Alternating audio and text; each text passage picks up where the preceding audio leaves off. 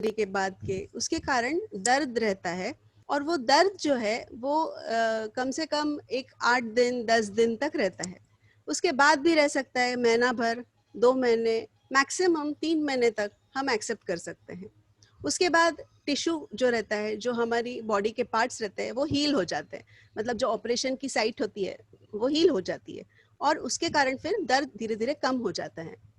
But जहाँ पे ये दर्द कम नहीं होता है, मतलब एक बार टिश्यू पूरी तरह से ठीक हो गया है, उसके बाद भी अगर इंसान को दर्द होता है तो उसे वो एक एबनॉर्मल टाइप का दर्द होता है, उसे हम पैथोलॉजिकल पेन बोलते हैं। इसका मतलब है ये क्रॉनिक पेन हो गया, मतलब 3 महीने के ऊपर वाला जो पेन होता है वो क्रॉनिक पेन में जाता है। और पेन स्पेशलिस्ट हम लोग जो रहते हैं कि ये क्रॉनिक पेन मैनेजमेंट करते हैं। इसका मतलब है कि किसी प्रकार का भी जो पेन होता है उसे हम ट्रीट करते हैं। तो अभी आपको समझ में आया होगा कि क्रॉनिक पेन मतलब एक एबनॉर्मल टाइप का पेन होता है। अब हर एक इंसान का परसेप्शन जो रहता है पेन का वो अलग अलग होता है। मतलब एक इंसान, मतलब दो व्यक्ति अगर Dr. Kiran, please unmute yourself, please. किरण ना अनम्यूट झाली. Dr. Kiran, please unmute. या सो ये पेन परसेप्शन जो है वो हर एक का अलग होता है। मतलब एक टाइप का जो पेन है अगर 2 इंसानों को होता है, जैसे सुई का चुभन या कोई भी एक आधी सर्जरी का, सेम टाइप की अगर सर्जरी 2 इंसान में होती है, लेकिन दोनों का पेन जो है, परसेप्शन जो है और टॉलरेंस जो है वो अलग अलग होता है। इसका मतलब है कि एक व्यक्ति को कम पेन महसूस होगा और दूसरे को बहुत ज्यादा पेन महसूस होता है। ये क्यों होता है?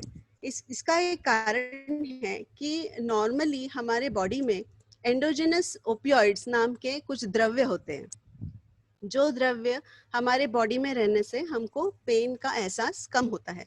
तो किसी व्यक्ति में ये द्रव्य ज्यादा होते हैं और जो व्यक्ति बहुत दिनों से पेन में है तो उनके वो द्रव्य घट जाते हैं। मतलब जो हार्मोन्स, जो ओपियोइड्स रहते हैं एंडोजेनस, वो घट जाते हैं और उसके कारण उनको ज्यादा दर्द होता है।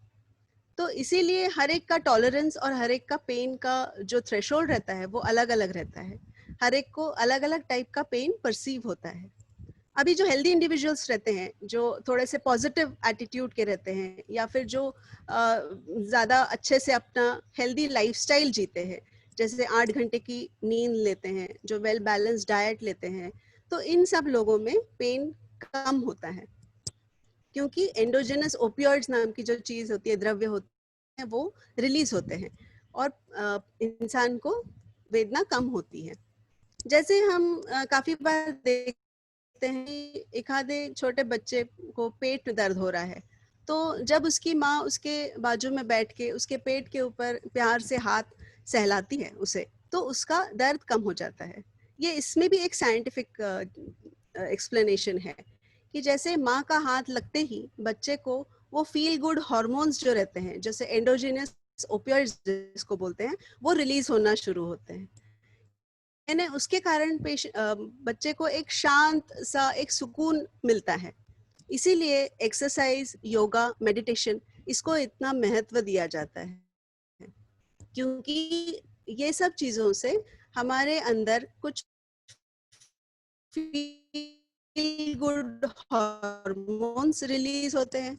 आपने देखा होगा, मतलब हम आलस करके एक आध बार उठते नहीं ठीक से और लेट उठने से हमको बहुत आलस आता है, लेकिन एक्सरसाइज हम अगर करते हैं तो तुरंत हमारा आलस चला जाता है और हमें एक अच्छा फीलिंग आता है, ये जो सुकून और शांति मिलती है।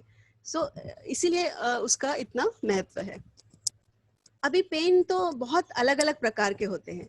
अभी इंसान का शरीर है, उसको कहीं ना कहीं तो दर्द होना ही है, सिर से लेके पांव तक दर्द होता है।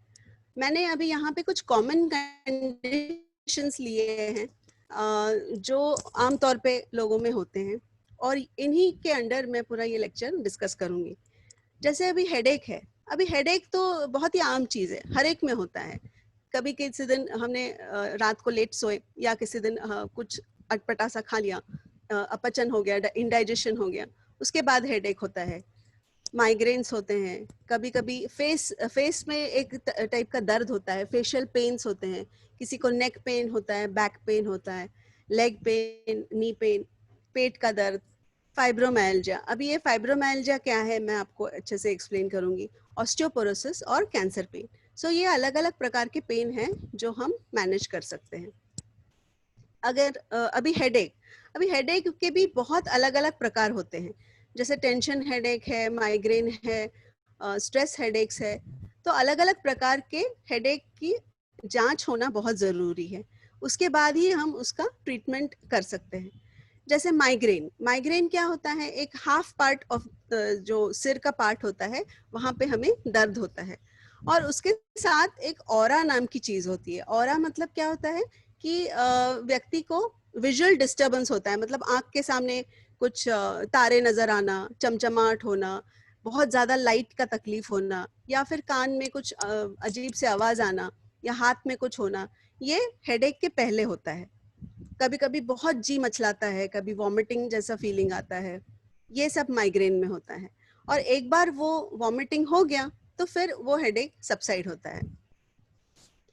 दूसरे टाइप के हेडेक्स मतलब डाइजेस्टिव, कुछ अपना स्टमक के इश्यूज है, कुछ किडनी स्टोन्स है, गॉल स्टोन्स है, कुछ ज़्यादा मदिरा या अल्कोहल जिसको बोलते हैं हमने पी लिया है, तो फूड सेंसिटिविटीज़ है, फूड एडिटिव्स है, ये सब चीज़ों के कारण हेडेक होते हैं। आजकल ये जो फास्ट फूड्स होते हैं उसमें जो चाइनीज़ जो ये रहता है वो मोनोसोडियम ग्लूटामेट करके जो उसमें टेस्ट मेकर डाला जाता है, उससे भी काफ़ी बार हेडेक्स होते हैं। और प्रकार के हेडेक मतलब स्ट्रेस हेडेक। स्ट्रेस हेडेक तो शायद सभी को होता है, जब हमें टेंशन आ जाती है या तो कोई फैमिली में कुछ इश्यूज होते हैं उसके कारण टेंशन हेडेक्स होते हैं। अब ये हेडेक कहाँ से शुरू होता है, ये गर्दन की तरफ से शुरू होके सिर के यहाँ तक पहुँचते हैं। तो अलग अलग टाइप के प्रेजेंटेशन से हमें पता चलता है कि किस टाइप के हेडेक है। कभी कभी ये मसल पुल हो जाता है, कॉन्ट्रैक्ट होता है, उसके कारण हेडेक हो रहा है। साइनस हेडेक्स होते हैं, आपने सुना होगा साइनस का तकलीफ है, जैसे यहाँ पे पूरे टी जोन में और यहाँ पे हमारे साइनसेस होते हैं, वहाँ पे अगर इन्फेक्शन होता है या तो फिर कुछ पस जमा होता है तो उसके कारण फीवर भी आता है, पेन भी होता है, और एंजाइटी के कारण हेडेक होता है। अभी कुछ कुछ ट्रिगर्स रहते हैं जो माइग्रेन के कारण होते हैं। सो हम लोग हमेशा ये बोलते हैं, अगर हमारे पास कोई माइग्रेन लेके आता है तो हम उनको बोलते हैं कि आपका ट्रिगर ढूंढो कि क्या चीज़ खाने से आपको हेडेक होता है। काफ़ी बार चीज़ खाने से, चॉकलेट खाने से, कुछ ज़्यादा कॉफ़ी लेने से, या प्रोसेस्ड फूड कभी कभी जो हम खाते हैं उसके कारण भी हेडेक होते हैं। कभी फिजिकल एक्सर्शन हुआ है कुछ ब्राइट लाइट के कारण या नॉइस के कारण, ये ऐसे ट्रिगर्स होते हैं जो माइग्रेन में स्पेशली हम देखते हैं कि स्ट्रेस के कारण, लैक ऑफ स्लीप के कारण, ये सब चीज़ों के कारण हेडेक होता है। अभी माइग्रेन में हम सबसे पहले तो यही बताते हैं कि आपकी लाइफस्टाइल चेंज करो, आप एक रेगुलर लाइफस्टाइल रखो, मतलब आप early to bed early to rise वाली एक टाइम रखो, आपका रेगुलर टाइम रहे उठने का, एक रेगुलर एक्सरसाइज का रेजिमेंट रहे, और अगर आप अच्छे से हेल्दी फूड खाएं, ऐसे बोलते हैं कि केला भी बहुत अच्छा होता है, कि केला खाने से early morning, first thing in the morning आप अगर नींबू पानी लेते हैं, जो भी लेते हैं, उसके बाद केला खाओगे तो आपको एक तो डिप्रेशन नहीं होता है, और केले में जो कुछ गुणकारी मिनरल्स होते हैं उसके कारण हम पेशेंट्स को हेडेक और ये सब चीज़ नहीं होती है। फिर लो फैटी मिल्क, दही, आमंड्स, बादाम, और डार्क चॉकलेट बहुत अच्छा होता है। मतलब उसके अंदर कुछ जो हमारे लेडीज के अंदर जो हार्मोन्स के प्रॉब्लम होते हैं, जो मूड स्विंग्स होते हैं, मतलब जो पीरियड्स के पहले कुछ जैसे मूड खराब रहता है या फिर जो भी प्रॉब्लम्स रहते हैं, अगर हम चॉकलेट्स खाते हैं तो ये फील गुड हार्मोन्स जो रहते हैं वो रिलीज होते हैं। चॉकलेट्स मतलब सभी, कुछ कोई भी टाइप के चॉकलेट नहीं, हम लोगों को सिर्फ डार्क चॉकलेट्स खाने हैं, कि डार्क चॉकलेट्स में जो कुछ एंडोर्फिन्स रहते हैं जो रिलीज होते हैं, उसके कारण हमारे बॉडी के वो हार्मोन्स रिलीज होते हैं और हमको अच्छा लगता है। कुछ कुछ रेमेडीज होते हैं, जैसे अदरक बोलते हैं, अदरक बहुत अच्छा होता है, विटामिन बी अच्छा होता है, कुछ एसेंशियल ऑयल्स के हेड मसाजेस होते हैं। सो ये तो सब एडिशनल जो रेमेडीज रहती हैं वो रहती हैं। आपको डॉक्टर के पास कब जाना चाहिए? अगर आपको सडन हेडेक होता है, जैसे आपको ये टाइप का हेडेक आप समझते हैं कि कभी भी नहीं हुआ, सडन सिवियर परसिस्टेंट, मतलब बहुत जोर से दुखना और बहुत कंटिन्यूअस दुखना, ऐसा अगर हेडेक होता है तो आपको डॉक्टर के पास जरूर जाना चाहिए। काफी बार हमारे पास पेशेंट्स आते हैं, बिल्कुल बेहोश ऐसे पेशेंट को लेकर आते हैं रिलेटिव्स, और बोलते हैं कि 3 दिन से इसको हेडेक हो रहा था, 3 दिन से वो सिवियर हेडेक हो रहा था, जो मेडिसिन से भी रिलीव नहीं हो रहा था। तो अगर आप जल्दी आते हैं तो वो अनकॉन्शियसनेस टल सकता है। हो सकता है कोई ब्लड वेसल हो जो इम्पेंडिंग रप्चर पे हो, मतलब जो रप्चर होने तक पहुंची हो, और अगर आप तुरंत हॉस्पिटल पहुंचते तो उसका रप्चर होने से हम रोक सकते हैं। इसीलिए कब आपको डॉक्टर के पास और पेन स्पेशलिस्ट के पास जाना चाहिए, ये आपको थोड़ा सा क्लियर रहना चाहिए। और अगर आपको वॉमिटिंग हो रही है बहुत ज़्यादा वो हेडेक के साथ, या चक्कर आ रहा है, लॉस ऑफ कॉन्शियसनेस हो रहा है, तो पक्का ही ये रेड फ्लैग्स बोलते हैं, मतलब ये इमरजेंसी होती है जहाँ पे आपको तुरंत डॉक्टर के पास जाना चाहिए। अभी हम पेन मैनेजमेंट में क्या करते हैं?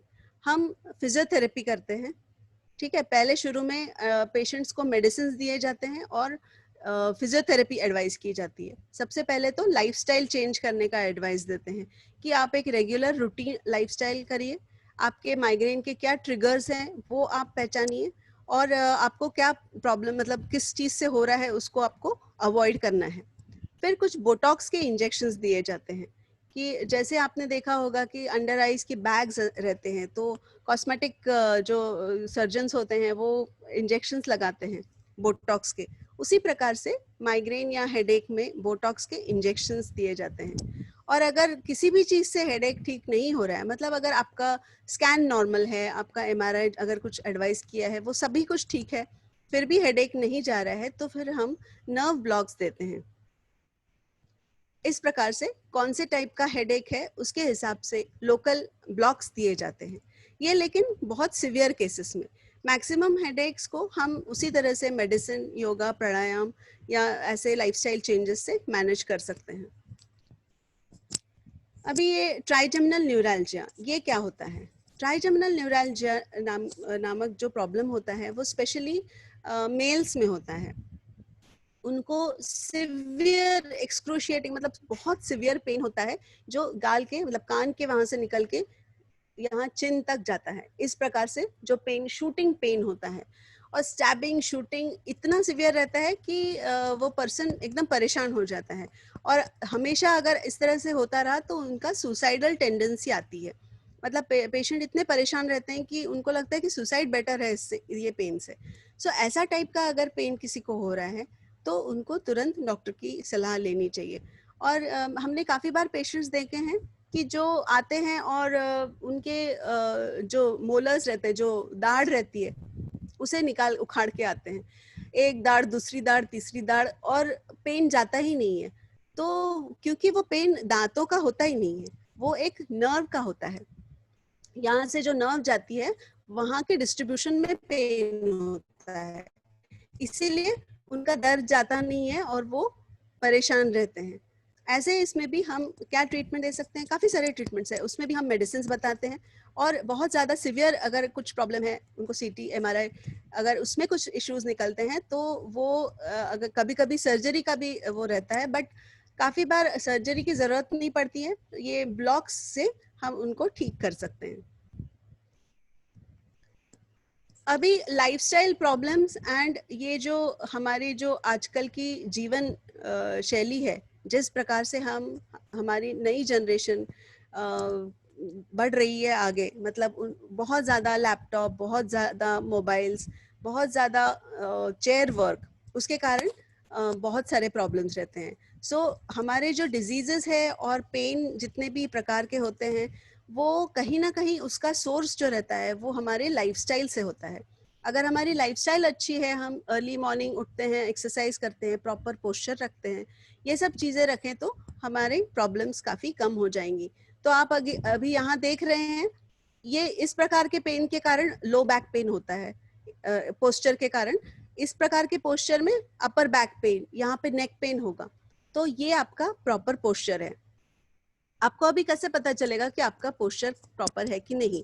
आपको दीवाल के वहां पे आपको अपनी पीठ लगा के इस प्रकार से आपको खड़ा रहना है। मतलब आप सोचिए, आपका सिर लगाना है, शोल्डर लगाना है और आपके हिप्स लगाने हैं। ये पोस्चर आपका प्रॉपर पोस्चर है। तो आपको अभी काफी सालों से अगर पोस्चर बराबर नहीं है तो शुरू में दर्द होता है एक प्रॉपर पोस्चर रखने में, but this is the proper posture. अभी आप देखिए, ये मोबाइल्स के कारण आजकल की नई जनरेशन का क्या हो रहा है। यहाँ पे एक नॉर्मल पोजीशन में नेक है, जब उसका फोर्स नेक पे कितना पड़ रहा है, 10 to 12 पाउंड्स पड़ रहा है। यहाँ पे 15 डिग्री आगे एंगुलेशन हो गया तो 27 हो गया, 30 डिग्री अगर एंगुलेशन है तो 40 हो गया। इस तरह से ये प्रेशर जो गर्दन पे है, यहाँ देखिए आप 60 डिग्री है तो 60 पाउंड प्रेशर आप अपने गर्दन पे डाल रहे हैं। ये आप समझ सकते हैं कि इसके कारण कितना नुकसान हो रहा है। यंग जनरेशन को शुरू में समझ में नहीं आता है, बट वो जिस तरह से और आगे दिन निकलने लगते हैं तब उनको पता चलता है कि परमानेंट बोनी प्रॉब्लम्स हो गई हैं गर्दन में, और इतने सारे प्रॉब्लम्स फिर वो ठीक करना बहुत मुश्किल है। जबकि हम सिर्फ नॉर्मल अपना पोस्चर अगर ठीक करते हैं या फिर मोबाइल यूज करना बराबर करते हैं तो हमारी ये प्रॉब्लम सॉल्व हो सकती है। ये कुछ पोजीशंस दी हैं, आपको कैसे खड़े रहना है।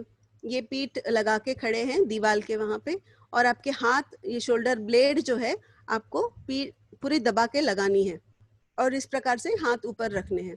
तो ये कुछ कुछ एक्सरसाइजेस, रेमेडीज हम बताते हैं। इसमें भी नीचे टॉवल रख के चिन को रिट्रैक्ट करने की कोशिश करना है। यहाँ पे उल्टा लेट के आपके हाथ को ऐसे उठा के पीछे करना है, ताकि ये जो कर्वेचर रहता है गर्दन का वो ठीक हो सकता है। अभी आपको पेन स्पेशलिस्ट की या फिर डॉक्टर की जरूरत कब होती है? अगर आपको नेक पेन के साथ साथ हाथ में भी दर्द है। काफी बार हम देखते हैं कि लोग बोलते हैं कि नेक में दुख रहा है और कभी कभी हाथ में दुखता है, कभी कभी ग्रिप नहीं आती है या फिर हाथ से कुछ बर्तन गिर जाता है, कभी कभी टिंगलिंग होता है, कुछ एक सुन्न सा लगता है, वहां पे सेंसेशन नहीं लगता, ऐसे हाथ में लगता है। तो ये सब गर्दन से रिलेटेड रहते हैं। और वो क्या रहता है कि डिस्क जो हमारी गर्दन में रहती है, तो स्लिप डिस्क आपने सुना होगा, ऐसे कुछ प्रॉब्लम रहा तो आपको जरूर डॉक्टर के पास जाना चाहिए। तो इसमें भी हम लोग क्या करते हैं, पहले फिजियोथेरेपी और एक्सरसाइजेस एडवाइस करते हैं, मेडिसिन एडवाइस करते हैं। उसके बाद अगर ठीक नहीं होता है तो एमआरआई देखना बहुत ज़रूरी होता है कि आपके एमआरआई में कहीं पे कुछ प्रॉब्लम है क्या, कहीं डिस्क है क्या, कहीं नैरो हुआ है क्या। और अगर सर्जिकल है तो फिर सर्जरी तक जाता है, बट अगर करेक्शन ऐसे ही हो सकता है तो हम पेन रिलीव करने के लिए कुछ नर्व के ब्लॉक्स दे सकते हैं। अभी नेक्स्ट है क्रैम्प्स। काफी बार हम देखते हैं कि लेडीज को स्पेशली रात में सोते वक्त पैर में क्रैम्प्स आते हैं। तो वो ऐसा क्यों होता है? ये काफी सारे फैक्टर्स रहते हैं उसके।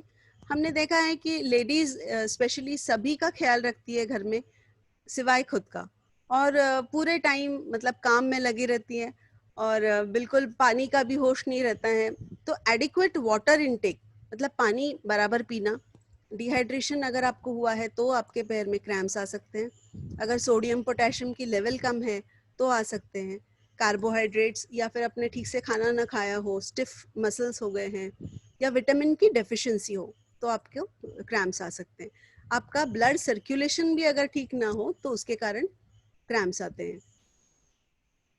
कुछ कुछ होममेड रेमेडीज रहती है, जैसे हॉट एंड कोल्ड पानी का वो रखना, मतलब सॉल्ट डाल के गर्म पानी में पैर रखना, मसाज करना, कंप्रेस करना, फिर अच्छा डाइट लेना। ये तो डाइट तो of course there is no excuse, you should have a good diet. ये एक टाइप थोड़ा सा एक्सरसाइज होता है, जैसे हम टोज एंड हील। तो ऑल्टरनेटिंग, मतलब अगर आप योगा करते हैं मॉर्निंग में तो ऑल्टरनेट आप टोज पे खड़े रहिए और आपके हील पे खड़े रहिए। तो टोज एंड हील इस तरह से 10-15 बार आपको ये चीज करनी है। तो इससे क्या होता है कि यहाँ का जो एरिया रहता है वो एक पंप की तरह रहता है, मतलब ये ऐसे मोशन के कारण ये पूरा ऐसे बराबर वहाँ का जो ब्लड रहता है वो पूरा ऊपर हार्ट की तरफ जाता है। काफी बार वहाँ पे ब्लड जमा होने से एक पैरों के वहाँ पे सूजन आती है। किसी को वेरिकोज वेन्स के प्रॉब्लम होते हैं, तो नॉर्मली आपको पता ही होगा कि ब्लड जैसे हार्ट से दूसरे जगह जाता है वैसे ही वो वापस भी जाना चाहिए।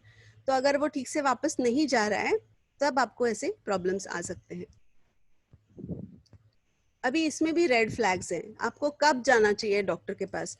अगर आपको पैर में दर्द तो है ही, साथ में आपको झुंझुनाहट हो रही है, नमनेस हो रहा है, मतलब आप ऐसे जैसे हम एक जगह बैठने के बाद कैसा नम हो जाती है एरिया, ये तो नॉर्मल है क्योंकि हमारी नस दबी है, तो हमारी वो एरिया नॉर्मली नम हो जाएगी, थोड़े देर में ठीक हो जाती है। बट नॉर्मल चलते वक्त भी अगर आपको लगता है कि वहाँ पे झुंझुनाहट हो रही है या फिर पैर में कुछ वीकनेस है या फिर कहीं पे नम हो रही है जगह, या फिर आपको ब्लैडर मतलब बाथरूम जाने में या बॉवल में कुछ कंट्रोल नहीं रह रहा है या चलने में तकलीफ हो रही है, तो ये सब चीजें हैं जहाँ पे आपको तुरंत डॉक्टर के पास जाना चाहिए। अभी हम पेन मैनेजमेंट में क्या करते हैं, अगेन हम लोग पहले तो हम यही एडवाइस करते हैं कि आप किस तरह से फिजियोथेरेपी और मेडिसिन एक्सरसाइज से आप ठीक कर सकते हैं। अगर नहीं होता है तो फिर हम नर्व ब्लॉक्स पे जाते हैं। तो कोई भी टाइप का पेन हो उस पे ट्रीटमेंट जरूर है, सिर्फ आपको प्रॉपर टाइम पे पहुंचने की जरूरत है।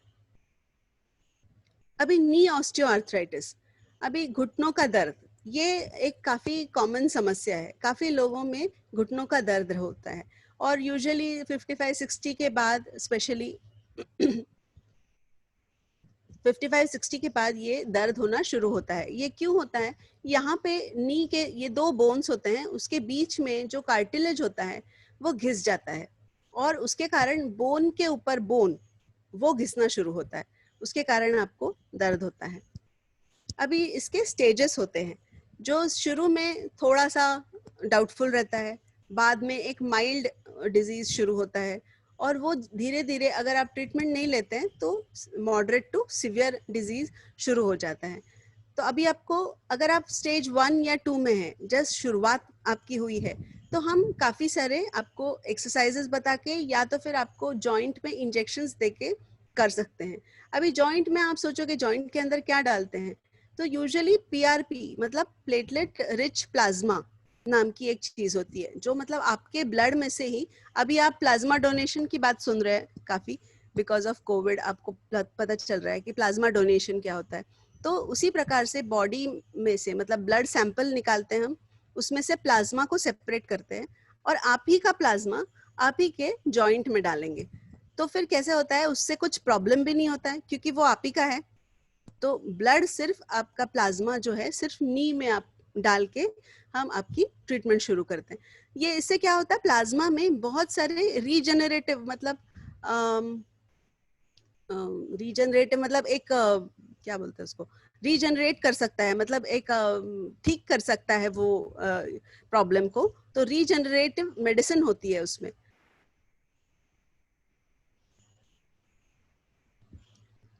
तो हम ओजोन भी इंजेक्ट कर सकते हैं, पीआरपी इंजेक्ट कर सकते हैं, प्रोलोथेरेपी नाम की एक थेरेपी भी होती है और आखिर में नर्व ब्लॉक्स होते हैं। सो आप लोगों को ये ध्यान में रखना चाहिए कि कोई भी चीज की ट्रीटमेंट जरूर है, इलाज जरूर है, आपको बराबर टाइम पे और किसके पास पहुंचना है ये समझना चाहिए। अभी ऑस्टियोपोरोसिस, ऑस्टियोपोरोसिस क्या होता है, मतलब बोन जो हमारा है वो अंदर से खोखला होना शुरू हो जाता है। और ये क्यों होता है, तो बेसिकली मेन रीजन ऑस्टियोपोरोसिस का तो कैल्शियम बराबर आप खा नहीं रहे और वो सोर्सेज जो जैसे दूध दही किसी किसी को सूट नहीं होता है इसलिए खा नहीं रहे, फिर एक्सरसाइज ठीक से नहीं कर रहे, सेडेंटरी लाइफस्टाइल मतलब आपकी बहुत ज्यादा एक्टिव नहीं है, मेनोपॉज हुआ है, मेनोपॉजल वुमेन में तो बहुत स्पेशली ज्यादा होता है, या स्मोकिंग करते हैं और या तो फिर स्टेरॉइड्स कभी कभी इंजेक्ट किए जाते हैं, मतलब आपको पेन हो रहा है कहीं पे तो काफी बार स्टेरॉइड इंजेक्शंस दी जाते हैं। तो उसके कारण क्या होता है कि हिप और स्पाइन या रिस्ट ये सब चीजें जो रहती है वहां पे बोन जो है आपका अंदर से खोखला होना शुरू होता है और उसके कारण फ्रैक्चर्स हो सकते हैं। और आपको ये पता कैसे चलता है? फिर बोन डेंसिटी स्कैन करते हैं जिसके कारण पता चलता है। अभी हम ये एल्डरली एज ग्रुप ही नहीं, आजकल की यंग जनरेशन भी मैक्सिमम टाइम वो एसी में रहती है। धूप जो है, जो इम्पोर्टेंट चीज है, धूप में कोई जाता नहीं है क्योंकि धूप से सब बचना चाहते हैं। बट अगर आप 15 मिनट तक 10-11 बजे की धूप अगर पैर के ऊपर डायरेक्टली पैर पे अगर ले सकते हैं तो वो बेस्ट है। लेकिन अगर आप नहीं ले सकते हैं तो आपको विटामिन डी और बाकी सप्लीमेंट्स लेने जरूरी होता है। एक्सरसाइज करना, योगा एंड नमक कम खाना चाहिए क्योंकि नमक से कैल्शियम एब्सॉर्प्शन ठीक से नहीं होता है। और बाकी जो ये एरेटेड ड्रिंक्स है, सोडा, फर्मेंटेड फूड्स है, बाकी जो पिज़्ज़ा, पास्ता, बाकी जो चीज़ें हैं वो सब अवॉइड करनी चाहिए। आपको अच्छे कैल्शियम रिच फूड्स खाने चाहिए, जैसे इसमें ऑप्शंस दिए हैं। आप एप्पल खा सकते हैं, बादाम खा सकते हैं, चीज़ है, ब्रोकली है। वेजिटेरियन आप है, अगर नॉन वेज है तो एग्स खा सकते हैं। आपका डेली रिक्वायरमेंट कैल्शियम का 7000 टू 1000 यूनिट्स पर डे के हिसाब से है। और अगर हम सॉरी D3 का अगर हम ये ब्लड टेस्ट अगर हम करते हैं तो हर एक पर्सन में 20 से नीचे, मतलब 20 इज द मैक्सिमम जो लिमिट है, नॉर्मल लिमिट है, उससे नीचे ही आता है। ये वही कारण से है क्योंकि हमको सनलाइट नहीं ठीक से मिलता है और एक्सरसाइज अगर ठीक से नहीं हो रहा है तो आपका विटामिन D3 बहुत कम आएगा। तो आपको सप्लीमेंट्स की जरूरत रहती है। अगर आपको डेफिशिएंसी है तो 2000 यूनिट्स पर डे के हिसाब से भी दिए जाते हैं। उसके साथ आपको कैल्शियम भी लेना बहुत जरूरी है। 25 के उम्र तक कैल्शियम जो रहता है, हम जो भी फूड में खाते हैं वो डिपॉजिट होता है बोन्स में। बट एक बार आप 25 की उम्र क्रॉस कर देते हैं तो उसके बाद वो जो भी कैल्शियम हम खा रहे हैं वो स्टोर नहीं होता है, मतलब वो सिर्फ सप्लीमेंट होते रहता है बट बोन्स के अंदर नहीं जाता है। सिर्फ आपको यूज क्या होता है कि बोन में से जो कैल्शियम निकलता है वो अवॉइड होगा ताकि आपके बोन्स फिर भी स्ट्रांग रहेंगे। अभी फाइब्रोमाइल्जिया क्या है? ये एक आपको नया टर्म लगेगा क्योंकि फाइब्रोमाइल्जिया यूजुअली लेडीज में होता है। जैसे उनको प्रॉब्लम्स क्या हो सकती है, मतलब हेडेक रहता है, उनको ऐसे थकान महसूस होती है, मसल जो है वहाँ पे पेन होता है, डाइजेशन का प्रॉब्लम होता है और स्टमक पेन होता है, बहुत टायर्ड लगता है, जॉइंट्स स्टिफ हो जाते हैं और मेमोरी लॉस होता है। काफी बार उनको ऐसे ये जो पॉइंट्स मैंने दिखाए हैं वहां पे अगर आप प्रेस करो तो ये टेंडर पॉइंट्स रहते हैं जहां पे पेशेंट को पेन होता है, जो लेडीज को। अगेन सबसे इम्पोर्टेंट आपका डाइट है, आप क्या खाते हैं, आप बराबर खाते हैं कि नहीं। तो हर चीज का एक न्यूट्रिशियस, मतलब स्प्राउट्स खाने चाहिए या फ्रूट्स खाने चाहिए, ग्रीन लीफी वेजिटेबल्स, ये सब चीजों से फाइब्रोमाइल्जिया। अगेन मैंने आपको जो बताया कि जो एक्सरसाइज से और जो योगा और मेडिटेशन से हमारे बॉडी में जो फील गुड हॉर्मोन्स निकलते हैं उसके कारण आधे प्रॉब्लम आपके ठीक हो जाएंगे। सबसे आपको सिर्फ अपने खुद के लिए टाइम निकालना है, अपना आलस झटकना है और थोड़ा सा जल्दी उठ के फैमिली को टाइम दिए बगैर आपको खुद को टाइम देना है।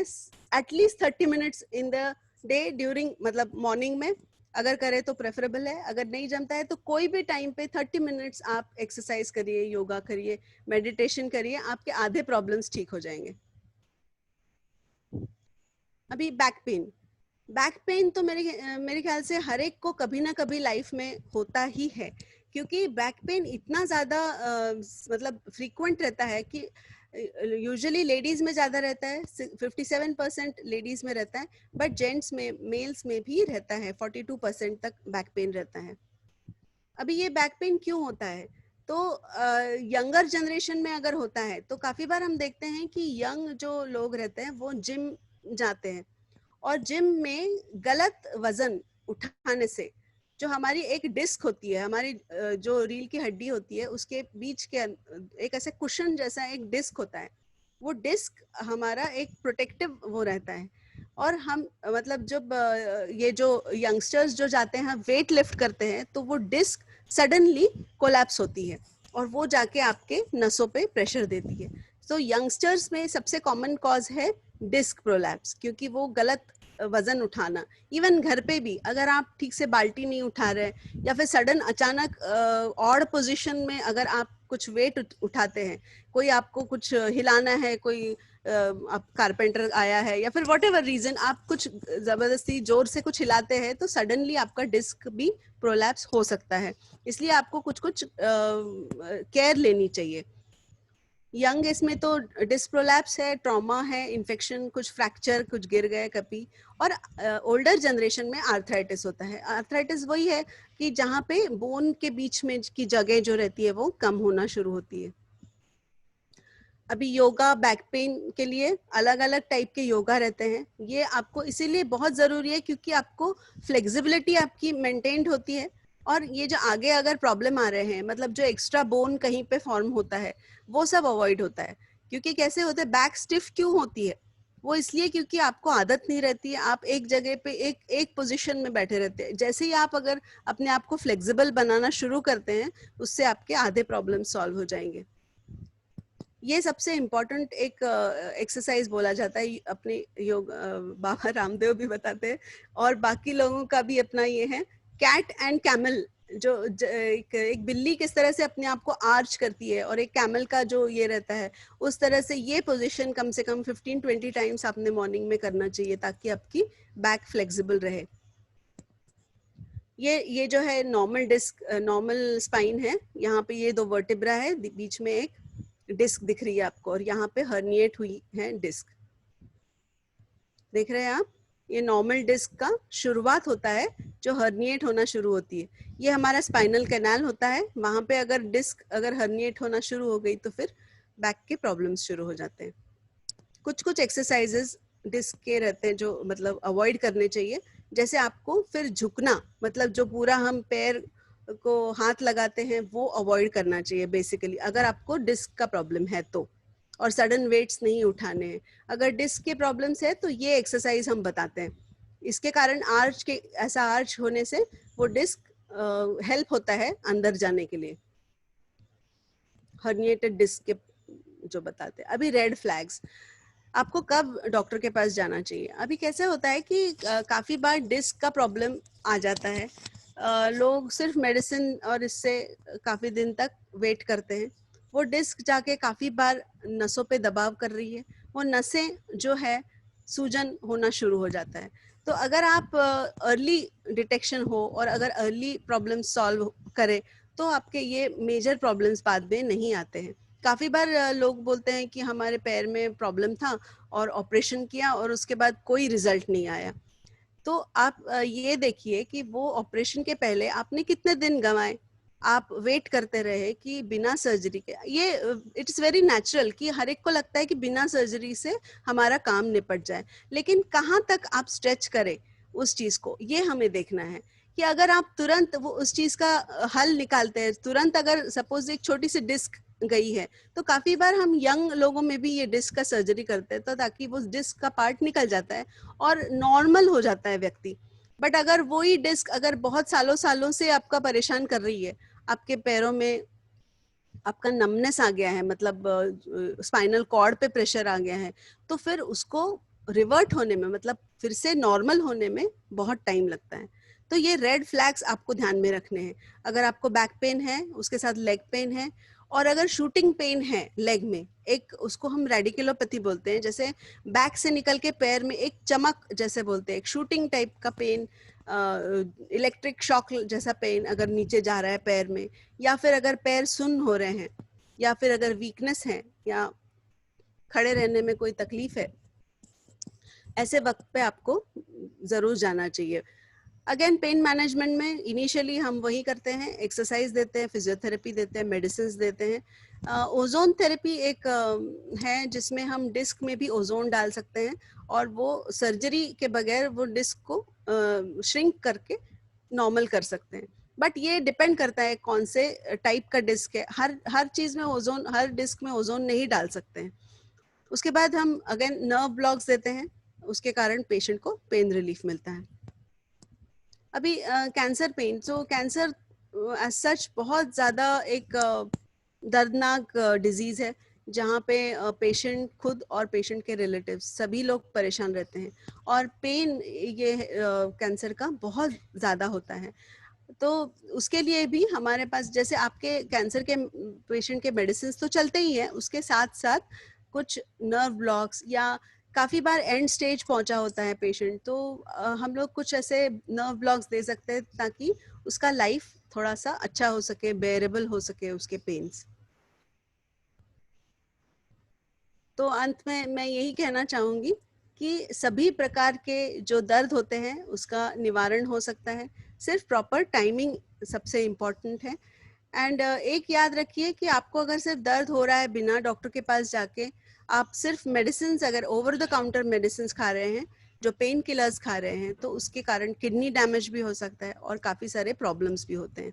हमारे पास कुछ ऐसे मेडिसिन होते हैं जो नर्व के लिए ही होते हैं, मतलब आपके नसों के लिए होते हैं और सेफ होते हैं, जो बिना साइड इफेक्ट के होते हैं। इसीलिए आप दर्द हो रहा है तो कोई भी मेडिसिन खा लिए, ऐसा मत करिए। रेगुलर एक्सरसाइज कीजिए, योगा, मेडिटेशन, अच्छी नींद लेना बहुत ज़रूरी है, और एक बैलेंस डाइट खाना बहुत ज़रूरी है। और सबसे इम्पॉर्टेंट है कि आप पॉजिटिव रहिए, खुश रहिए। जैसे मैंने आपको बताया कि आधी चीज़ें आपके एटीट्यूड से और आपके पॉजिटिव नेचर से आधी चीज़ें ठीक होती है, और ये साइंटिफिक है। इट इज़ नॉट जस्ट मैं कहीं पे भी बात कर रही हूँ, लेकिन ये साइंटिफिक है कि फील गुड हार्मोन्स नाम की जो हार्मोन्स होते हैं हमारे बॉडी में रिलीज होते हैं, और हमें एक अच्छा फील करवाते हैं, और हमारा दर्द अपने आप ही ठीक हो जाता है। So thank you so much. Stay home, stay safe. Thank you for giving me this opportunity. Thank you doctor Kiran, या आपने बहुत अच्छे तरह से समझाया है कि पेन होने पे क्या करना चाहिए और उससे पहले पेन ना हो इसके लिए क्या करना चाहिए, वो ज़्यादा इम्पोर्टेंट है। Thank you.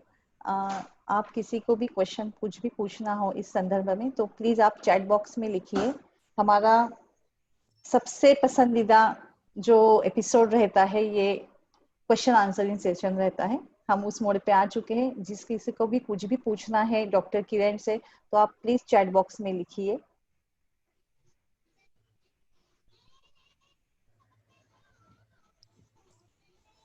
डॉक्टर किरण, आपके लिए बहुत सारे थैंक्स आ रहे हैं कि आपने बहुत अच्छे से किया, समझाया। Thank you. एक क्वेश्चन आया है, do you mean calcium can not be deposited in bone after 25 years of age? Yes, actually जो कैल्शियम हम लोग पहले बचपन में लेते हैं और 25 साल की उम्र तक लेते हैं, वो डिपॉजिट होता है। लेकिन क्या रहता है कि उसके बाद जो हमारे कैल्शियम रिक्वायरमेंट है, जो अगर डाइट में से नहीं फुलफिल हो रही है, तो वो बोन में से निकलना शुरू होता है।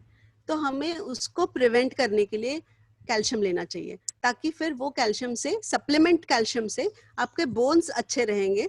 मतलब आपके बोन जो अंदर से खोखला होना शुरू होता है वो नहीं होगा, और अच्छा स्वस्थ बोन्स रहेंगे। और दूसरी बात, एक्सरसाइज करने से, जो हम बोलते हैं कि जैसे आप या तो फिर डांस करो या तो फिर एक्सरसाइज करो या कुछ गेम्स आप खेल सकते हैं, उसके कारण भी बोन्स जो रहते हैं वो मजबूत होते हैं। मतलब जो अगर खोखला होना शुरू हुआ तो उसके जो कॉम्पैक्टनेस जो रहता है वो बोन्स अपने आप होना शुरू होते हैं। इसलिए एक्सरसाइज को इम्पोर्टेंस है। Thank you doctor. और किसी का? हाँ, यहाँ पे पूछा है, ट्रीटमेंट फॉर वर्किकोज वेन। प्लीज आप जिन्हें भी क्वेश्चन पूछने हैं मैं रिक्वेस्ट करती हूँ वो चैट बॉक्स में लिखिए प्लीज। क्वेश्चन है, आप नर्व ब्लॉक को बता सकते हैं फिर से? Nerve block, what is nerve block? अच्छा, नर्व ब्लॉक इसका मतलब है कि जो नर्व आपके, जैसे आपको बैक एक है या फिर आपको पैरों में दर्द है, तो जो नस आपके पैर को सप्लाई कर रही है उसको हम कुछ मेडिसिन डाल के ब्लॉक एक करते हैं। घंटा का पूरा क्वेश्चन आंसर चल रहा हेलो, है। एक मिनट। मैंने चैट बॉक्स में डाल दिया ये कि डॉक्टर ये अपने ये कैल्शियम की कमी रहने से कि डॉक्टर प्लीज अनम्यूट योरसेल्फ। हाँ, तो जो हम ब्लॉक्स देते हैं कि हम लोग नसों के अंदर, नसों के पास में वो दवाई डालते हैं। ताकि वहां पे अगर वो दवाई एक्ट होती है तो नसों का जो पेन का जो ट्रांसमिशन होता है, मतलब जो कैरी करती है नसें, वो ब्लॉक हो जाता है और पेशेंट को पेन रिलीफ मिलता है। Okay, thank you. Next question is treatment for varicose vein.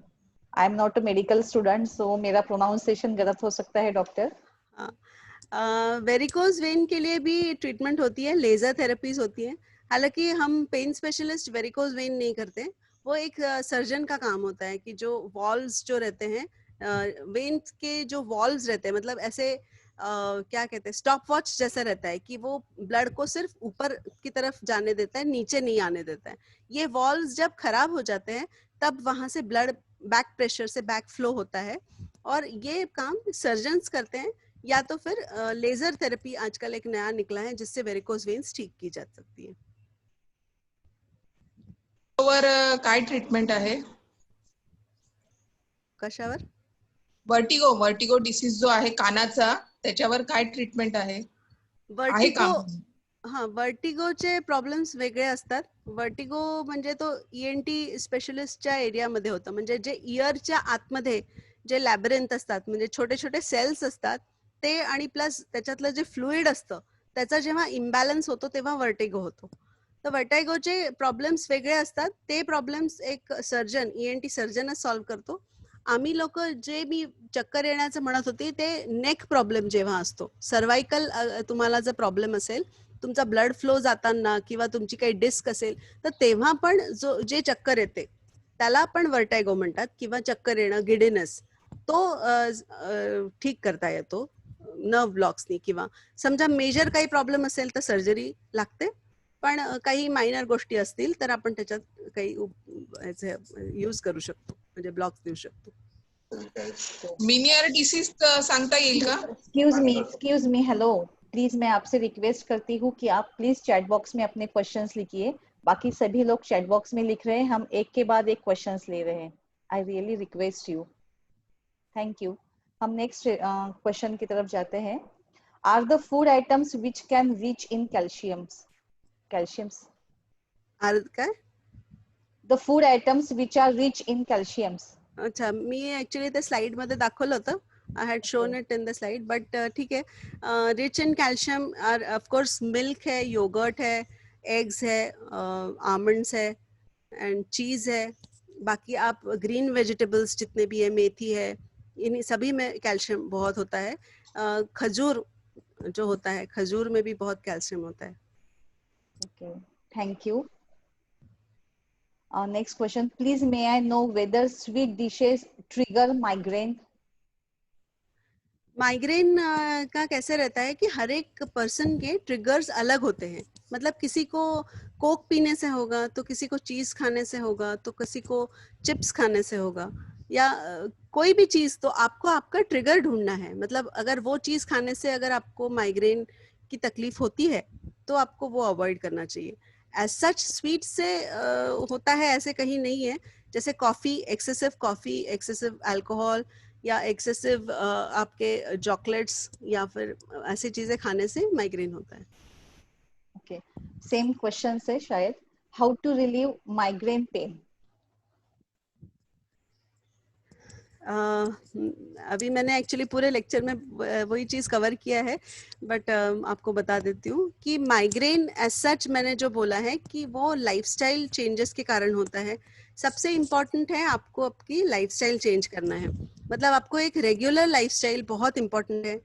Regular मतलब मॉर्निंग में उठना, अर्ली मॉर्निंग, योगा, एक्सरसाइज, प्राणायाम, ये सब चीज़ों से, और आपके रेगुलर स्लीपिंग हैबिट्स और ट्रिगर्स, ये आपको ही देखने हैं। मतलब अगर आपको स्लीपिंग 8 घंटे से आपको अच्छा लगता है, किसी को 7 घंटे से, तो ये हर एक का अलग रहता है।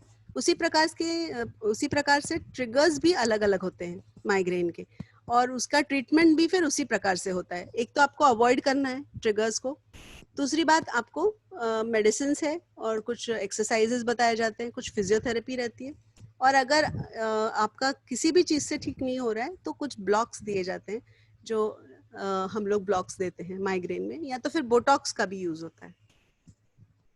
Thank you, doctor. Next question, can you please elaborate about the knee problems? What do you want to know elaborate? मतलब अगर उसमें नी प्रॉब्लम्स में ऐसा आई सेड कि अलग अलग कारण होते हैं. अभी नी का जो पेन होता है यंगस्टर्स में भी हो सकता है और एल्डरली पॉपुलेशन में भी हो सकता है. यंगर एज ग्रुप में यूजुअली वो स्पोर्ट्स खेल रहे होते हैं तो लिगामेंट्स जो रहते हैं जैसे ACL anterior cruciate ligament, posterior cruciate ligaments, ये लिगामेंट अगर टेयर होता है उसके कारण नी पेन होता है. और एल्डरली पॉपुलेशन में ऑस्टियोआर्थराइटिस सबसे कॉमन है जहाँ पे नी के बीच में जो एक क्या कहते हैं एक डिस्क जो एरिया कार्टिलेज जो रहता है नी के बीच दो बोन्स के कार्टिलेज का घिस जाना, उसके कारण जो बोन्स होते हैं वो बोन एक के ऊपर एक घिसते हैं और उसके कारण नी का पेन होता है. तो हर एक डायग्नोसिस पे हमारी ट्रीटमेंट डिपेंड करती है. Thank you. अगले क्वेश्चन की तरफ बढ़ते हैं. Side effects of Botox. Botox actually एक मतलब जो हम लोग ट्रीटमेंट जो रहती है बोटॉक्स की, उससे थोड़ा मसल जो रहता है शुरू में थोड़ा सा उसका रिलैक्स होता है. मतलब जो कॉन्ट्रैक्टेड मसल होता है उसको रिलैक्स करता है. तो एज सच उसके साइड इफेक्ट्स नहीं रहते हैं, बट थोड़ा वीकनेस आना वहाँ पे, बट ये चीज़ भी टेम्पररी होती है. अगर इंजेक्शन लगाए जाते हैं तो वो भी टेम्पररी रहते हैं और वो निकल जाते हैं. सो ऐसे कोई मेजर साइड इफेक्ट नहीं है. ओके. नेक्स्ट क्वेश्चन है, trigeminal nerve without pain can be treated. Trigeminal nerve का pain. Okay, trigeminal, sorry. Without pain can be treated. Without pain मतलब मुझे समझा नहीं. Trigeminal nerve without pain can be treated. Without pain actually कैसे रहता है कि ट्राइजेमिनल जो न्यूरैल्जिया रहता है वो एक May I talk हाँ about it? I am having trigeminal nerve twitch. It leads to the twitching of the facial muscles, but pain is not that. Okay. Muscle twitch के लिए भी we have options, we can help you out. Okay, thank you. Next question की तरफ. Any pain management for ankylosing spondylitis. Ankylosing spondylitis is actually you need to take oral medications. It is sort of a systemic disease. मतलब वहाँ पे हर joint involve होता है और जैसे back से लेके शुरुआत से लेके so certain disease modifying agents मतलब जो medicines रहते हैं वो दिए जाते हैं. और एक जॉइंट नहीं रहता है या तो फिर एक जगह नहीं होती है, इसलिए हम उसमें कुछ ज्यादा ब्लॉक्स यूज नहीं कर सकते. वहां पे सिर्फ हमको सिस्टमिक मतलब ओरल मेडिसिन ही देने पड़ते हैं जो उसका हेल्प कर सकते हैं, क्योंकि वो डिजीज को मॉडिफाई करना पड़ता है, मतलब उसको रोकना पड़ता है. Okay, thanks. क्वेश्चन है एक और. कैन डॉक्टर किरण, मैं मेडिकल स्टूडेंट नहीं हूँ तो मेरे प्रोनाउंसिएशन बहुत गलत हो सकते हैं. No problem. Can you varicose veins information? As I already said, varicose vein problem जो है वो usually surgeons treat करते हैं, जहाँ पे जो valves की deficiency रहती है मतलब insufficiency रहती है वो surgeons ही ठीक करते हैं. और usually laser या surgical procedure रहता है जो varicose vein ठीक किया जाता है. Okay, thank you. Next question. Can you explain vertigo treatment, please? As I said, as I already told कि vertigo as such अगर आपको Meniere's disease है मतलब आपको ENT problem है तो उसके लिए आपको ENT सर्जन और मेडिसिन ही लेने पड़ते हैं, जब वर्टिन वगैरह दिए जाते हैं. बट ये हमारे पेन मैनेजमेंट में नहीं आता है. तो vertigo as such is managed by the ENT people. और अगर गिडीनेस अगर आप बोल रहे हो जो सर्वाइकल नेक के कारण प्रॉब्लम है तो वो हम लोग मैनेज करते हैं. ओके. Next question. मॅडम एक विचारायचं होतं प्लीज. मॅडम मला जेव्हा मायग्रेनचा त्रास होतो तेव्हा डॉक्टर जे म्हणजे मला मेडिसिन म्हणजे पेन किलर घेतल्याशिवाय तो त्रास बसतच नाही. ऍक्च्युअली डॉक्टर जेव्हा औषध घ्यायला गेले तेव्हा डॉक्टर म्हणाले की याच्यात इरिटेशन जास्त असतं आणि त्याच्याचमुळे म्हणजे मायग्रेनचा त्रास होतो, पण मला पेन किलर घेतल्याशिवाय तो स्वाती. तर त्याच्यावर काही आहे का औषध? स्वाती तू आता ये माझ्याकडे एकदा क्लिनिक मध्ये. We will talk on that. Actually, the thing is, migraine mainly lifestyle modification needs ठीक होतं आणि तो इनिशियली म्हणजे जसं यंगर एज ग्रुपचा प्रॉब्लेम असतो. जर तुम्हाला मेजर काही प्रॉब्लेम नाही आहे CT आणि MRI मध्ये तर मायग्रेन युजली आपण ठीक करू शकतो. नाही तर माझं काही MRI होऊ शकत नाही कारण माझं ऑपरेशन झालं ऍक्सिडेंट मध्ये, स्क्रू घातलेले आहे याच्यात बोन्स मध्ये. अच्छा. तर त्याच्यामुळे हे होऊ शकत नाही माझं, म्हणून मग तो चालेल पण ना. एक प्रॉब्लेम आहे. आय थिंक तुझे एकदा समजा फाईल जमलं तर आपण पाहू and then I let you know. Okay okay, thank you. Thank you doctor.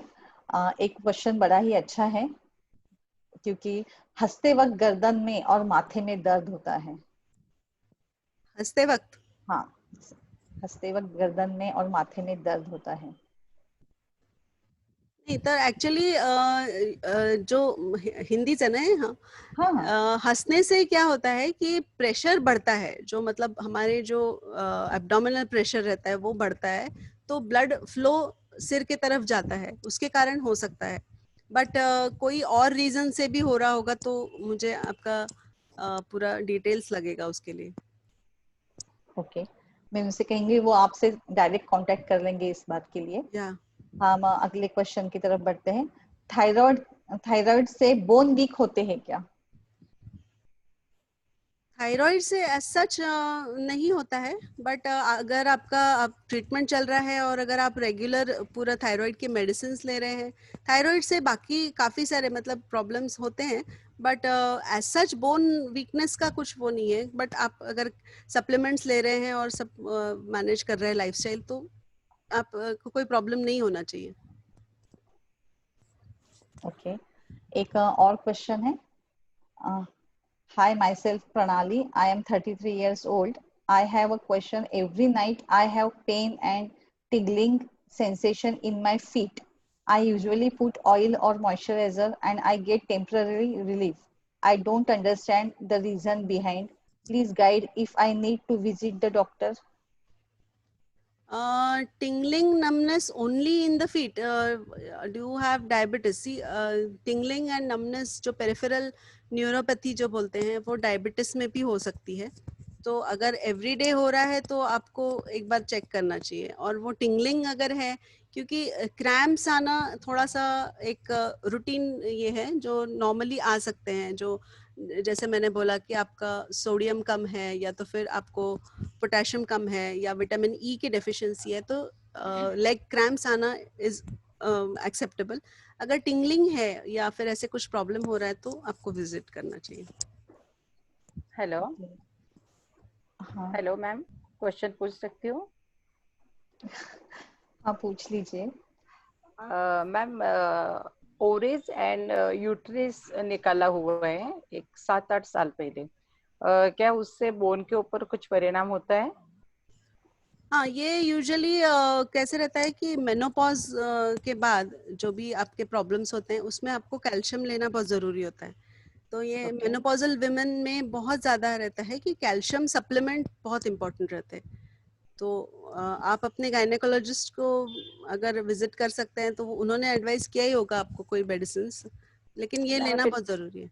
अच्छा, मैंने 2 साल से कुछ विटामिन का दवा नहीं अभी चालू है मुझे, इसलिए मैंने पूछा वापस कैल्शियम का शुरू करूँ क्या अभी? हाँ, कैल्शियम शुरू करना चाहिए. हर एक को कैल्शियम लेना चाहिए. Okay, thank you ma'am, thank you. Okay, हम अगले क्वेश्चन की तरफ बढ़ते हैं. साइटिका का दर्द था, 5 ऑपरेशंस हुए, 10 साल हो गए, मेरी उम्र 57 रनिंग है. अभी लेफ्ट पैर में कमर में दर्द हो रहा है. सिग्नाफार्म टैबलेट्स चालू है. तो अगर आपका सर्जरी हो चुका है और अगर फिर से पेन है तो आपको एक बार चेकअप करना जरूरी है.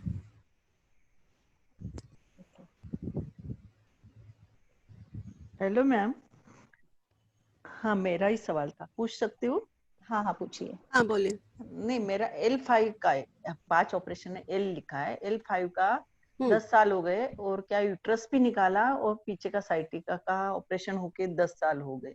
अभी जस्ट 4 दिन हुए, लेफ्ट पैर में दर्द और कमर में, और मैं महाबलेश्वर में रहती है, डॉक्टर का भी ये हो जाता है और धूप भी नहीं मिलती, तो उन्होंने सिग्ना फार्म गोली दिया है, और इतना दर्द है अभी मैं भी सो के ही सब देख रही है। तो कुछ आप सुझाव दे सकती है?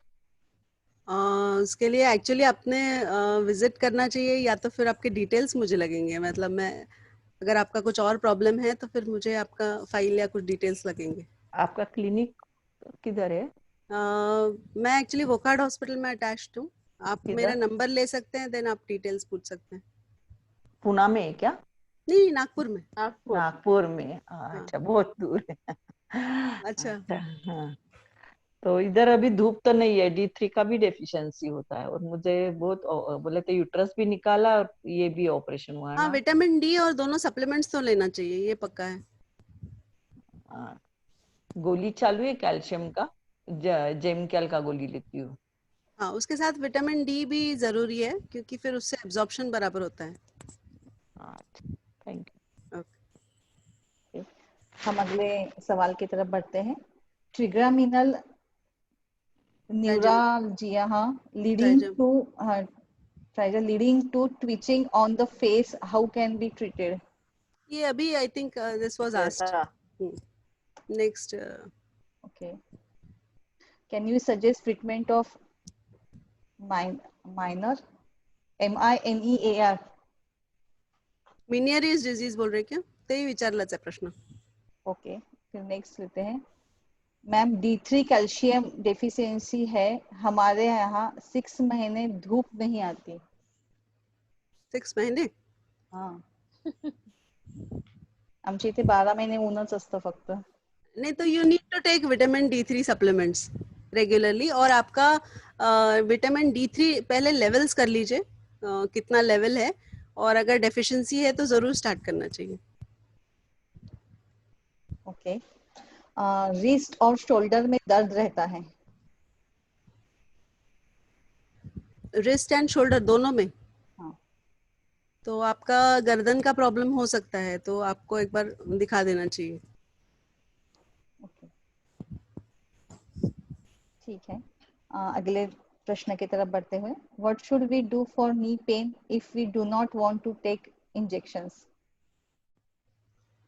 नी पेन का जैसे मैंने आपको बताया कि कॉज क्या है उसके ऊपर उसका ट्रीटमेंट रहेगा। तो अगर आपको ऑस्टियोआर्थराइटिस है और नी के कोई इश्यूज है, मतलब वो जो जॉइंट स्पेस जो रहती है वो अगर कम हो गई है, तो वो आपका उसके ऊपर डिपेंड करेगा। जैसे मैंने बोला, स्टेज 1 स्टेज 2 में हम कुछ कर सकते हैं, जहाँ पे PRP इंजेक्शंस दे सकते हैं, और अगर आपको इंजेक्शंस के लिए नहीं ये करना है तो फिर कुछ फिजियोथेरेपीज रहती है, और मतलब बाकी आपको अगर क्या है जो एक्सरेज और इस पर से ही हमको पता चल सकता है कि क्या प्रॉब्लम है, उसके हिसाब से ट्रीटमेंट दे सकते हैं।